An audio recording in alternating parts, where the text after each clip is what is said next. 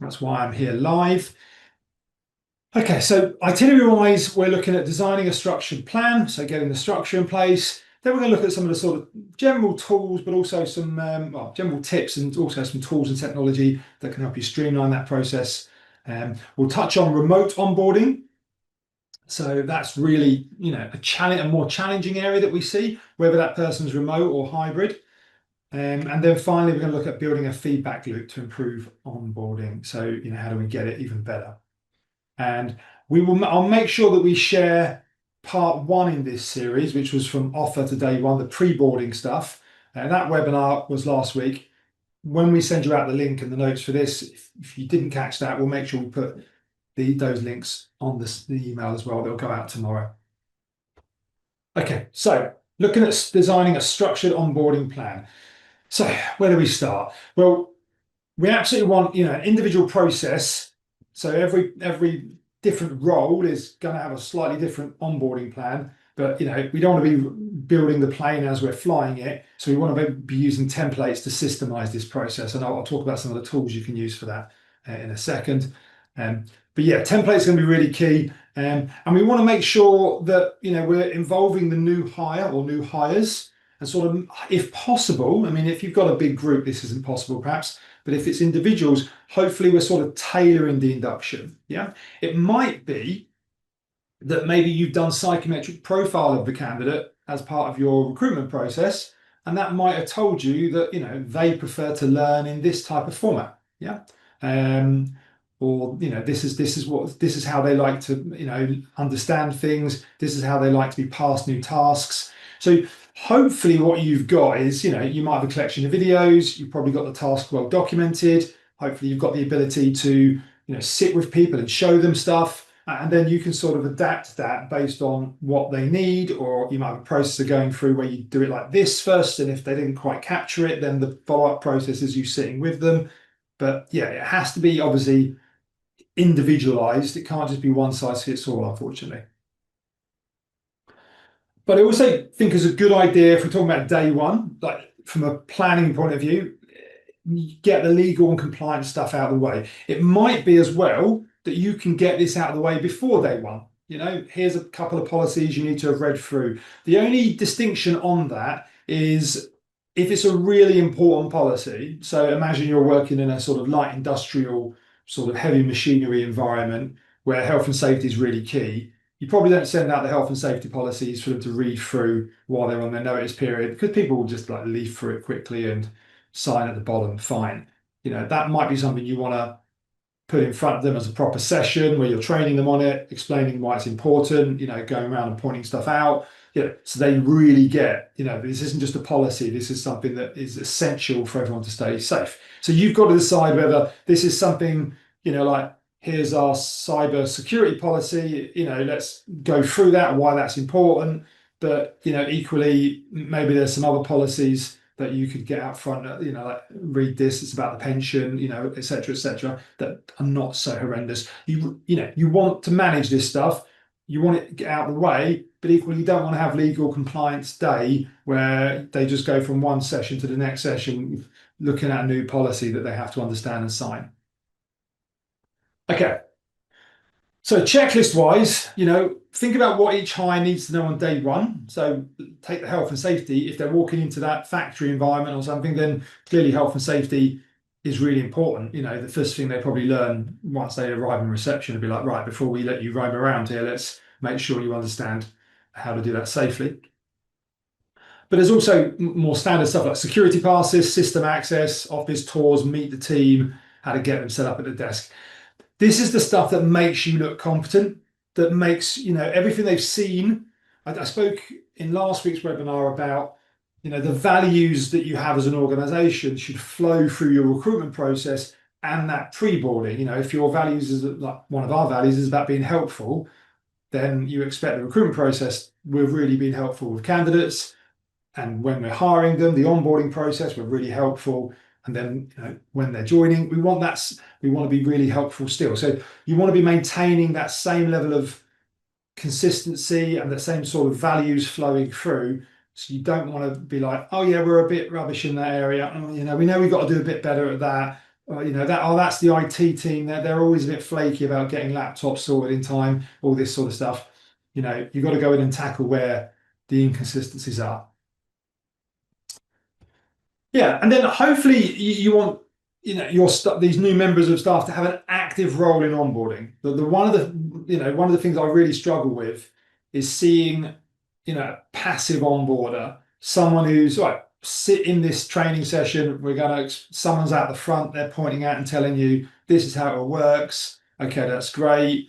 Read this. Okay, yeah, I've read that. Watch this video. Watch the video. At no point have you sort of let the new onboardee know that they're going to be required to do something. They're going to be required to show they've got this knowledge. Yeah. So make it as active as possible. So if there is a training session, it's a two-way thing. You're asking questions, you're giving them exercises that will take what they've learned and see if they can put it into practice. It doesn't have to be hugely difficult. You don't want it to be, you want to take them on a bit of a journey, nice and slow and steady. But the more they understand it's active, and you can think about that on any level. So if you give them like a task or something, can you read this? There's a blog, maybe someone joins the marketing team. Look, here's a blog post put out last week. Just have a read of that. It gives you a bit of an idea of the strategy for the product in the next 3 months.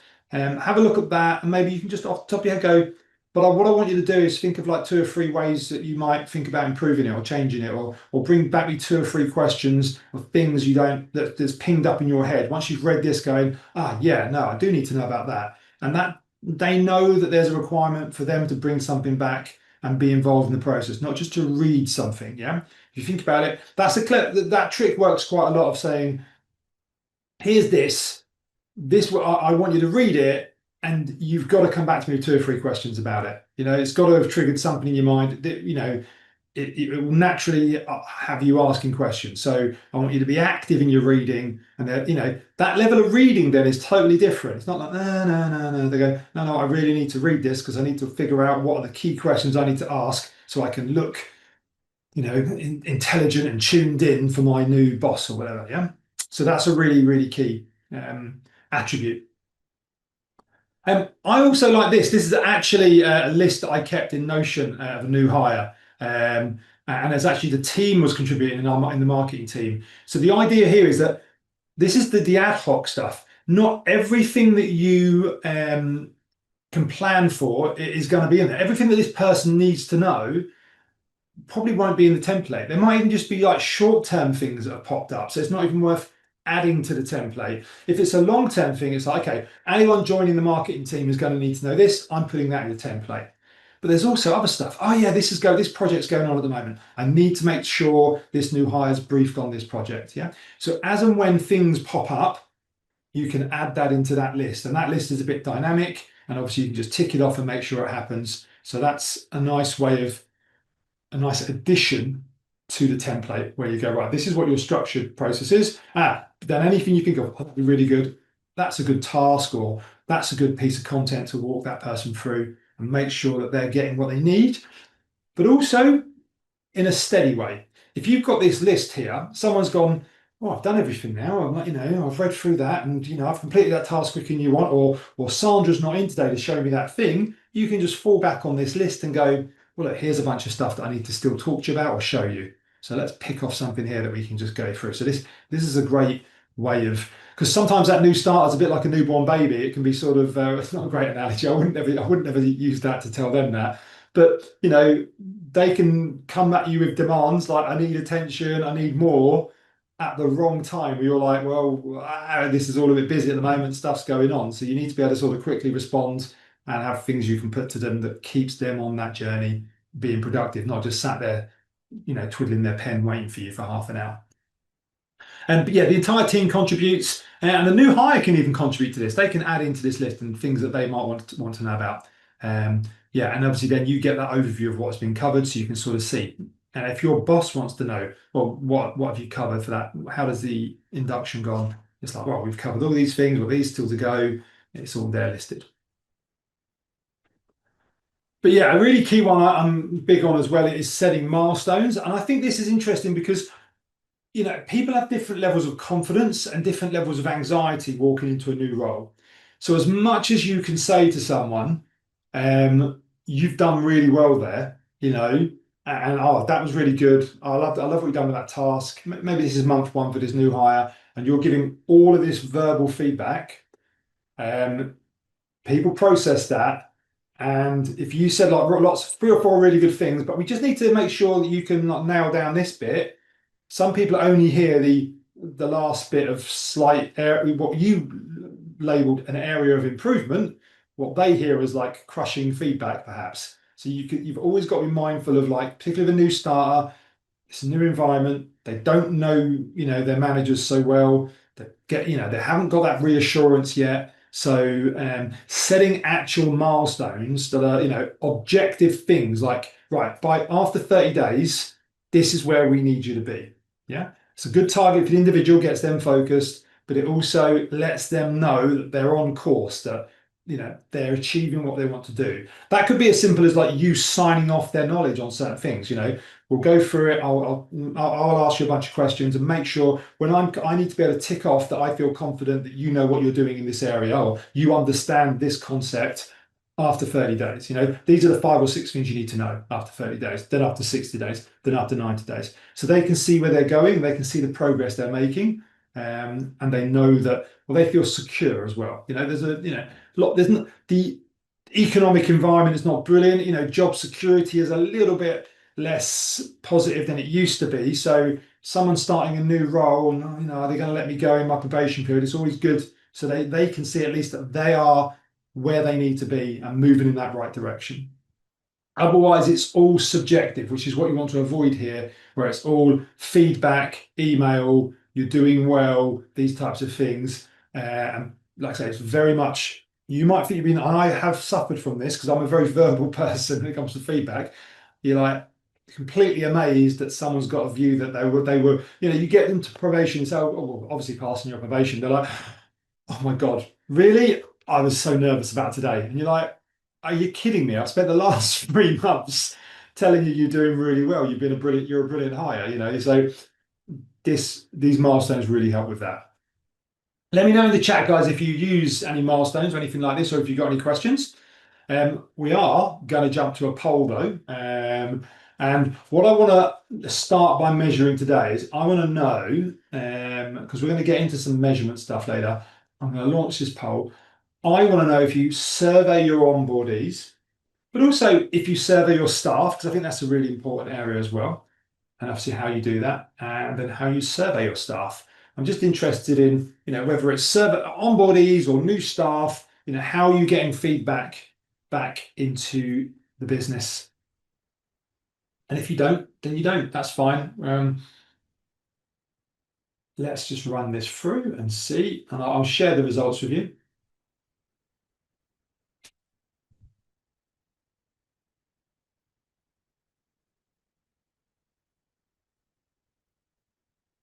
Great. So I'm just going to count down for sort of 10 seconds. Give everyone a chance to answer that. 5, 4, 3, 2, 1. Okay, thank you for voting on that, guys.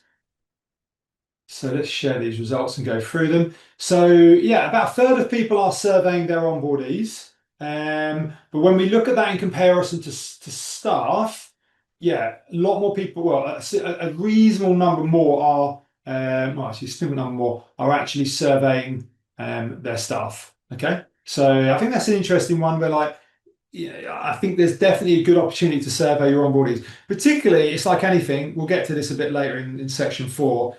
If you're putting the effort in to improve your onboarding process, and you are because you're joining this webinar, so that's the first step, isn't it? Working out what you might want to do. But if you're putting the effort in and you're changing stuff and you're, maybe investing in other things as well, maybe there's money going into certain things, then you want to make sure you're measuring, both benchmarking where you are now and where you are moving to in the future. Okay, and then surveying staff, well, people, 42%, about half people doing that annually. Another section are doing it with pulse surveys and similar. But a reasonable number are not surveying staff, which is a little bit surprising. I think there's lots of benefit. But I think one of the challenges with surveying staff, and maybe you guys let us know in the comments if you have any challenges in this area, it's very difficult to survey staff if the organisation is not geared up to take action on the feedback you get from the survey. That sort of cycle just causes a further sort of frustration for the staff. So maybe that might be part of the reason. And then system tools wise, which I'm always a big fan. So 40% are using a third party tool, 14% are using a HR system, and then about 20% are using their own survey tool. Okay, cool. Thank you for that, guys. That was definitely interesting. Right, so let's have a look at some more tools then. Tools, tips, and technology to streamline your onboarding. So, first one, this is just a straight up tip, something you probably already do. It's pretty well known, but buddying up.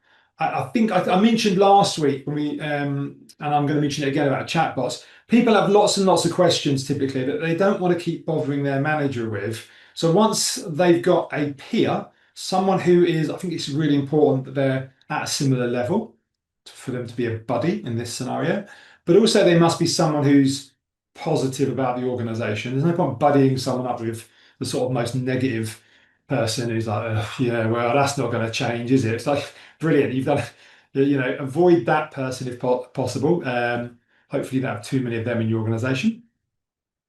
But yeah, buddying up's really key because hopefully they can develop a nice relationship with this person where they feel like, do you know what I wanted to ask? Or Tony, the manager's just been in. He spoke to me and he mentioned something about doing this, but I didn't want to look stupid, so I didn't want to say what that was. That's the type of benefits you get from the buddy in that relationship. Hopefully, the manager has a good enough, and is calm and is shown to be open, where their new member of staff, if they don't understand something, will just reach out. Yeah. But there'll probably always be questions where that individual will want to get a bit more support or feel like, I didn't want to ask about where to go for lunch, but to be honest, it's really bugging me where to go for lunch. I didn't want to ask the manager because he or she seems so busy. So yeah, so you get the general idea. The buddy is your sort of go-to. Now, they might naturally just find their own buddy, but giving them a buddy and that buddy and telling the buddy what role you want them to do. So like, I want you to check in daily with this person and ask direct questions about what they learned yesterday and did they have any questions and how's that going, and what are they doing today, and just try and bring out that conversation in someone, because of course they can look across the room and turn to the person to the left or the right of them, and they could just independently decide, hey, this person's going to be my informal buddy, and start asking them lots of questions, which is sort of fine if that works out, but it might be better to have a dedicated person who's proactively going to ask them stuff, and obviously hopefully they're a champion of your organization, so they will be positive and enthusiastic about what they're learning and what they're doing. Now, I've got a few good handbooks and culture pages. So these are things that you definitely want to bring together. I mean, the employee handbook, as many of you guys will work in HR with a HR job title, you'll know that is, part policy and part education and sort of narrative around the organization and why you do things, as well as what the policy is. So there's a balance to be had there. But I do like the handbooks that are able to go beyond the policy, and I'll show you some examples here. But Netflix has a very famous culture page. Yeah, it's a small piece of content. It is literally just here, and they put down what they're calling their 4 core principles. Yeah. And I'm sure they drive this through the recruitment process. Like anything, if you've got like 4 core principles, you've got 5 values.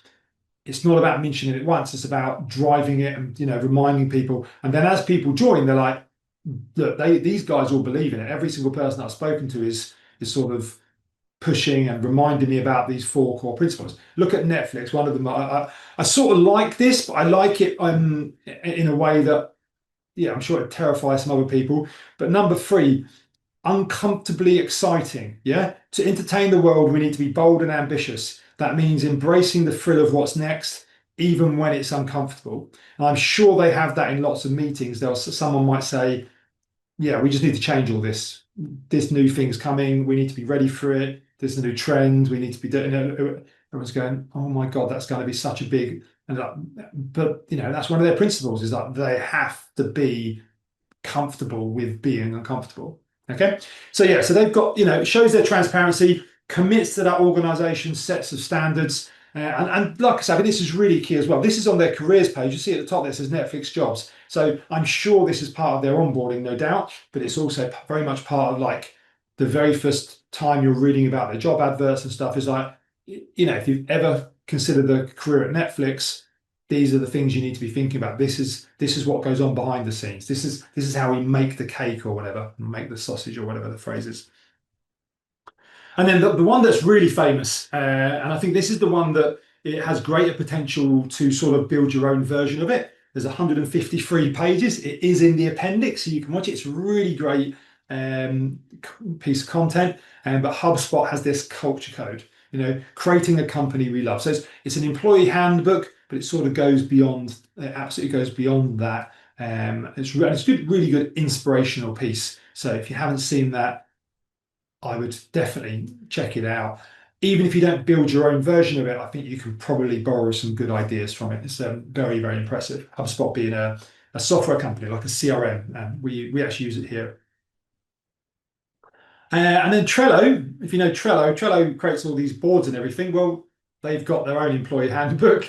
It's on here, so you can sort of say, obviously they're using their own, it's called like eating your own dog food. Clearly they use their own software to create that. So you can sort of see theirs is a collection of little cards. You can click into it and you can read each piece. So also pretty cool. So once again, that's in the appendix. Feel free to check that out.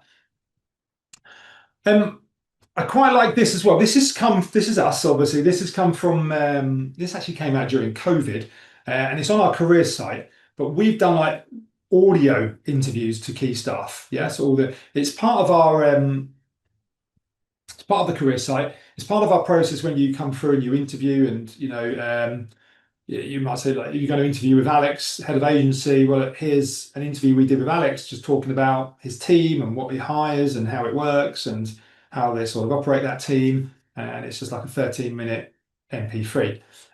So I think that's quite nice. It works really well at the interview stage. Someone's coming into interview, they can hear from that person. It shows they've done their research as well. If it's just a 13-minute audio to listen to hear that person talk, you can normally see the good candidates who've actually gone through that. Also useful for new hires, just to remind them, you might go a bit deeper. You might just take it a bit longer. You could do a full podcast with an hour where, you're going through with that person and they're talking about what's going on, the departments, how the department fits into the mission and go into more detail, and then that could be shared possibly before day one, possibly a bit later on. You could say, like, check out this podcast, or it could be a podcast with the CEO. Listen to this, we do an update with the CEO every month. Check this one out. It's the latest, what's going on. So there's lots of different ways you could use. See, video is used a lot here, I think. Or video is probably the obvious place you'd think to do something. But I would also really think about audio. Not because just everyone loves podcasts, which obviously podcasts are very popular, but the audio is much easier to produce. Essentially, you don't have a lighting, you don't have this. People don't need to have they have a good hair day to have it done. And we found, like, when we did it, we just recorded ours on Zoom. So obviously the camera was on like this. We're on Zoom now, but I said, look, ignore the camera because I'm only going to extract the audio from this conversation. So it's can be quite a nice way of if there's key parts to it. Could be then, like, it's not just at the interview stage. It might be that they're meeting their manager. Like, if you're joining Alex's team in the recruitment agency we've got here, here's hear about him. But also what you might be saying is, go click on these other links and you can hear from the other managers talking about what their department does as well. Yeah. And maybe you're going to have a conversation with them later in the week. So if you want to make this active, if I'm bringing it back to what I said earlier, maybe you click into, Jess's one, listen to what goes on in her department. But I want you, and when we catch up in a bit, I want you to give me 2 or 3 questions that you've got for Jess after listening to what her intro was explaining. Okay. So yeah, the audio option is less hassle and obviously therefore also less cost. Also, yeah, to mention, we've got our Hireful onboarding module. So while the onboarding module, little quick plug here, is used a lot for pre-boarding, where, like, you see, like, set out your uniform, watch this video, read this policy, sign this policy, that sort of stuff. It can still be used in this, not just pre-boarding, it can still be used after day one. It could still be used for tasks they still need to go out and complete. So it doesn't have to stop when they start. And then one of the things I mentioned last week, I'm not going to show it again today, is the chatbot. So if you missed this last week, it's on the video. Feel free to check it out. Um, the idea is you can make a chatbot available, and you can give it your data, give it your employee handbook. Like if I'm HubSpot, I'm giving it that culture code document. It's 153 pages long. And then the chatbot only answers questions based on the documents you've given it. The tech is, we build these and, we provide them and we sell them to customers. So the tech is quite easy. It's pretty low cost that we sell this for, by the way. The tech is quite easy to do. The bit that's more challenging, which is the bit that we help as the overall project, is getting the data. Because sometimes it's all like those audio interviews. That could be an example. The transcript from that could be fed into the chatbot. Lots of the information about what that department does, the projects they're doing, how this fits into this, is all held in people's heads. So that can take a bit of work. We use like voice forms and stuff for the managers to talk and answer a question, and they capture it, and then we put that into the chatbot. So there's lots of ways we can capture the data, but actually a large part of it does also come from policies and other documents as well, because people can then ask, how do I do this? Or should I do this? Or I've just had this phishing email, this email come through my inbox, it looks a bit dodgy. They can just ask the chatbot, yeah? And whilst I said, they might be limited on the number of questions they want to fire at their manager, they might want to send more through to the buddy, which if they've got a buddy, great.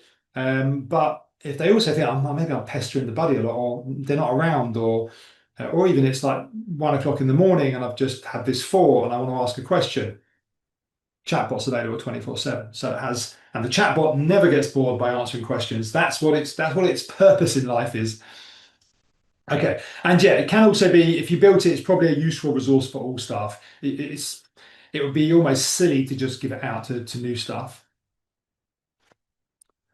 Okay, now I want to think about managing remote onboarding, because I think this, when we traded through COVID, we've been around for 26 years. We done lots of training sessions through COVID, and it was a huge, big change as well. There was lots of training sessions. We were getting experts in to talk about, how do you manage your staff when they're all working remotely. So there's a huge learning curve for so many organizations. And some organizations are completely remote now. That's how they're built. And I think if you're built remote, you've probably embraced it. You're probably aware of some of the challenges, and you sort of lean into that and you're looking for those answers. Whereas someone like Hireful, where we've got like our sales team is dotted around the country regionally, so they just happen to be remote and they come into the office once or twice a month. So yeah, that means we're not a remote first company. Therefore, these challenges are not sort of front of mind for us. So, when we're onboarding someone remotely, we need to just be thinking about how that's different, how we need to change the process, and how do we, it can be really, really challenging to sort of build engagement, build culture. Because the last thing you want with someone who is remote is that they feel like they're a freelancer. Yeah. I go in, do my work, I get paid. Because if they're like that and you're paying them X, someone offers an X plus a little bit more, then it's like, well, that sounds great, because I'll go in and do the work for you, get paid a little bit more, and then come back out again. There's no emotional bond. There's no overall, they don't see where their commitment to the overall mission and progress and what the organization's trying to achieve. They haven't built friendships and relationships and all these things, which are really key to fostering great engagement and culture. So on that note, second survey of the day, I'll go back. This is just a really quick one. I just want to, 2 questions. I want to find out, do you have remote workers? And if you do, what's the biggest challenge you have with onboarding remote workers? And I wasn't sure what the options were there. So it could be that I've left stuff out that is the biggest challenge. So if there's something else, please add it into the comments. Oh, a few people who they're all remote so far. This is quite interesting. Ah.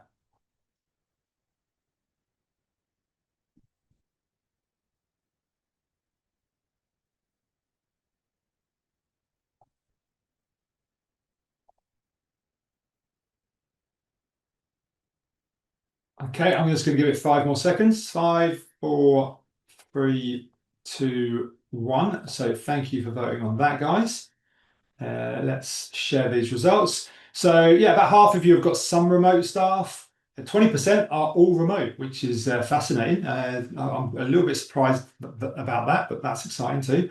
And about 1 in 3 no remote staff. There's no judgment there because your business is set up to function as the owners and directors or whatever saw fit. So it's not saying you have to have remote staff. You should have remote staff. That's not the message we're pushing.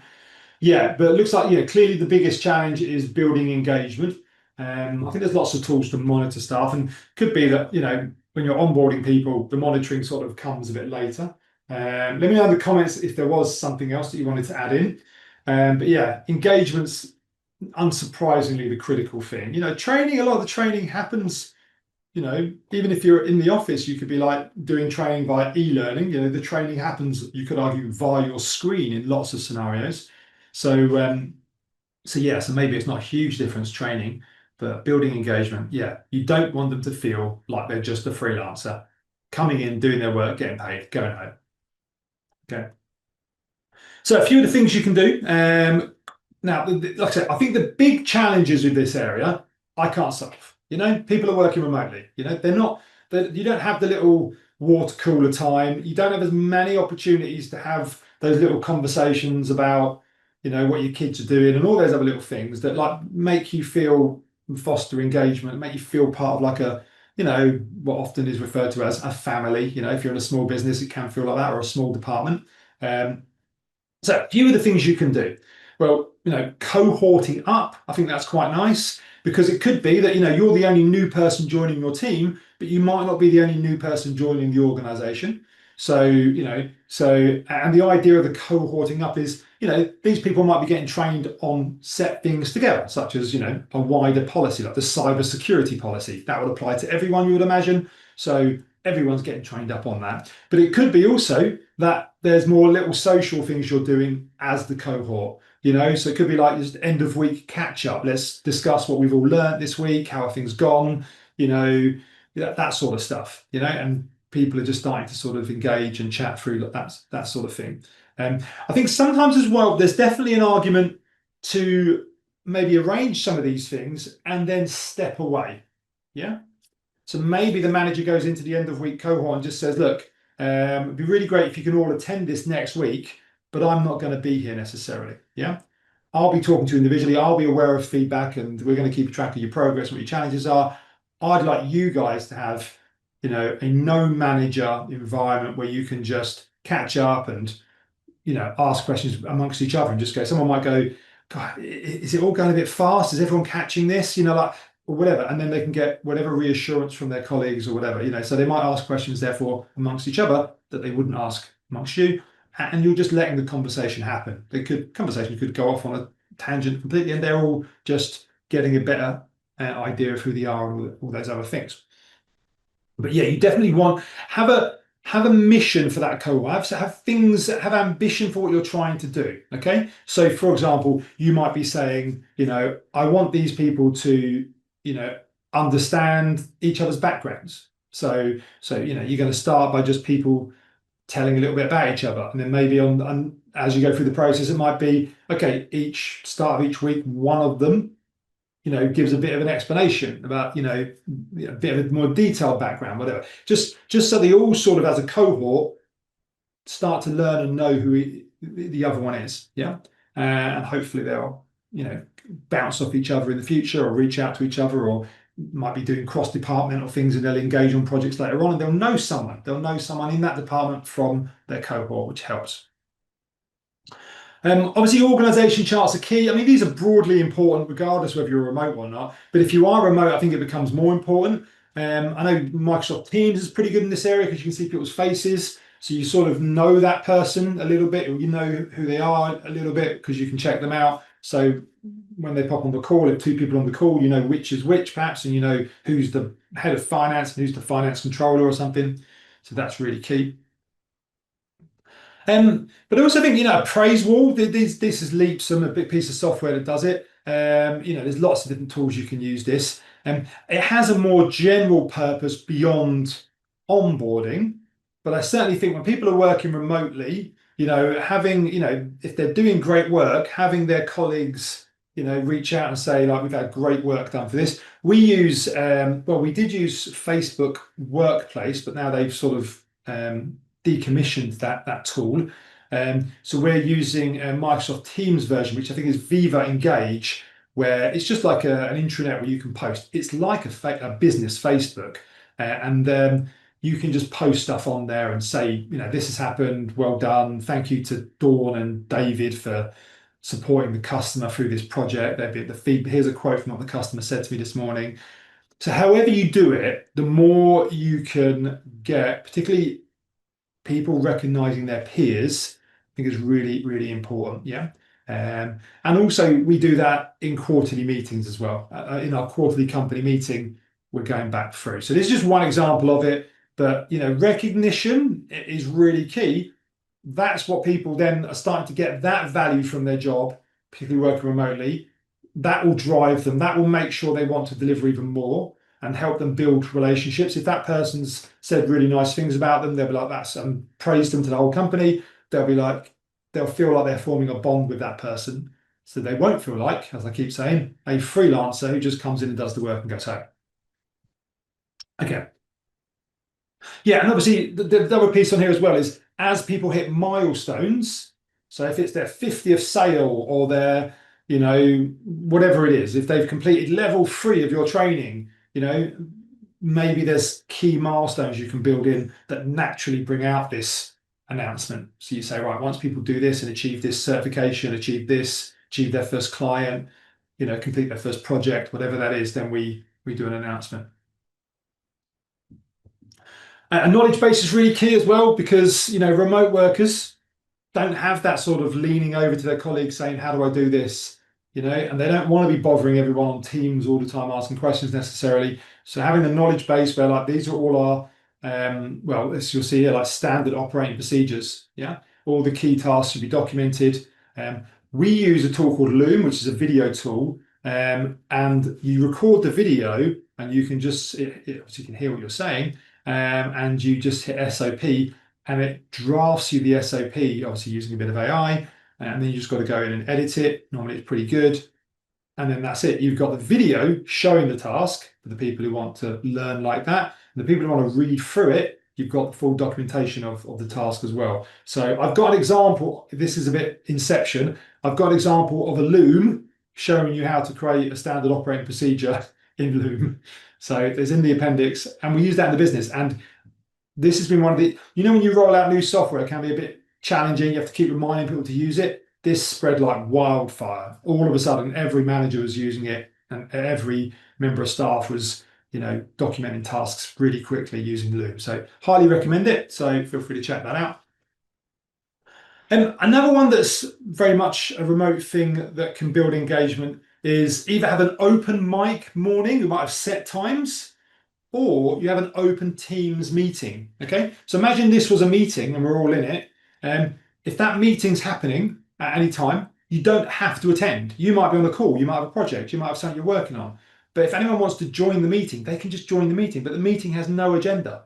You just join the meeting because that's the people who have said, I'm working on my emails this morning, or something like that. Or I'm not doing anything I'm doing lots of little 5-minute tasks. I don't need perfect headspace and complete clarity. And there might be times where you mute the meeting because you need 20 minutes to work on something, but otherwise you leave it open. And if people have got a question, they just shout out a little question. Hey guys, anyone know one of the things I'm looking at is this? Anyone know we can help this? And it's a little bit foreign, but it tries to resemble an office. It tries to, like what normally happens in an office. There's a bit of chatter in the background, there's a bit of this going on, fine. But can you can pop in there and ask a question if you want, or you can just distract people for 5 minutes. You might need to set rules on that a little bit, or some sort of balance on it. But somebody might want to say, "Don't want to see the football match at the weekend." Perhaps you do that, perhaps you don't. You've got to manage it a little bit. I'll leave that up to you. Okay, and then section 4, building a feedback loop. This is really key to, because there's lots and lots of ideas here today. You'll better go out and research your own ideas as well. You've probably already got a few more. So, whatever you implement, you want to be making sure that this is delivering. Yeah. And obviously you want to do that for your own benefit as well, to be able to show to your bosses, look, we've done this, made these changes, here's the improvement. So firstly, how do we get that feedback? Well, what's working? There's a subjective way where we want to make sure we can check in with managers and onboardees. We can start to see, how does this work out for you? How's the open mic morning going? Is it working well? That's the sort of thing that will probably need a little bit of tweaking, but could work quite well in the right environment. Obviously, we love surveying here at Hireful, so you can survey new hires. You can survey people 30 days after they start. That would be like an onboarding survey, like how was your initial induction? You can survey them 90 days after starting, which we call like a job fit survey. This is really important. How good a fit is this job for you? Okay. They rate it from 1 to 10. So if they're starting to see that that's not a good fit, then if they're rating it anything 7 or less, then this shouldn't be an anonymous survey. Be open about that clearly. Then that is a conversation piece for you to go back to them. Yeah, you might be able to go back and where they put in a 7, they can, or 6, or whatever they put in, or 10. They can add some comments to it as well, no doubt. But it is a really short survey. That's it. It literally is just to get an idea of, like, you've had 90 days in this job now. How good a fit do you think it is, and what feedback have you got? And that could just bring about a few things that you might need to work through. Is there any little foibles, any little challenges? Because, after 90 days, the person's probably got a good grip. Whereas after 30 days, they may not be doing the job that much. Yeah, they're only just starting to do the job, coming out of training and really own it and understand how it all fits in. Okay, and then hiring manager surveys. So it says net recruitment survey. So it says new recruits, 90 days after a new hire starts. How good a fit is this person for the job? Yeah. So now we've got like from 1 to 10 again. So this is like a net promoter score. If you're familiar with, like, you've probably seen it on customer service. Would you recommend this product or service? So anything 7 or less, sorry, 8 or 7 is sort of neutral. So anything sort of 7, 6 is sort of getting into that sort of worrisome territory where there's probably some challenges there. So that's a really good one as well for your hiring managers. Obviously, once again, not anonymous. The hiring manager saying, oh, this person, yeah, I'm not sure they're okay here, but there's this. That also, although it's not perfect, because no, just one survey from 1 to 10 is ever perfect, you can use that as a quality of hire metric as well. So if you've changed up your recruitment process, and you're doing psychometrics, you're doing assessments, and you want to say, what's the end result? The most important metric is, are we hiring better people? And you need a way to measure that. Yeah. Now that's a very subjective sort of general principle. You could have, KPMG, or come in and do like big studies and analyze everyone. And, it's going to cost hundreds of thousands of pounds probably. But you could just have a standardized way of doing it, saying, every time someone starts, we ask the manager after 90 days and they rate out of 10. Are we getting people that are a better fit? Yeah. And there'll be 2 elements to that, obviously, is, have we hired the right people with the right skills and the right attitudes? And have we onboarded them well as well? So after 90 days, the manager feels like, yeah, this person is a really good fit for this role. Okay, let me know if you've got any questions on that. I also quite like anonymous feedback channels, but some of them are challenging. So I'll give you a good one in a second. But obviously, you've got Glassdoor. So, one of the things on Glassdoor is, your staff will post, you get to reply, but that's it. So it's a very limited conversation. And obviously the main challenge, which makes lots of people very nervous, is it's all very public. Okay. Now, the tool that we use here is called Incognito. It's not very expensive, and it's an anonymous 2-way conversation. It could be, let me know in the chat if any of you guys who use like a third-party employee engagement survey tool. Many of those tools now also have anonymous feedback channels as a sort of another addition to the product. The idea being is, any of our staff we give them a link, and this is like any question at all. You can click on that link and you can, it's like a live chat. Well, it's not quite a live chat. It's like a message chat. So they can put a message in that sends an email through to the leadership team saying there's a new conversation. Someone has asked this question. We can then log in and reply. So the conversation, we would normally log in and reply within 24 hours. We might need to have a chat ourselves as a leadership team saying, and sometimes we log and say, look, you've asked a really important question. We're going to log that question to our leadership meeting on a Monday. Once we've all had a discussion about it together, we'll come back to you. And at no point do we know who this employee is. They're just an employee who said, I'm not particularly happy about the new pension or the new so-and-so, or I'm just really frustrated about this. Yeah. They might say something positive as well, but quite a lot of the time we're hearing the odd challenging thing that we've got. But isn't it better to know that than to not know that? Yeah. We also use a tool called Slido, Slido. We use that tool in our live company meetings on a quarterly basis. So we have a Q&A at the end of it. It's completely anonymous.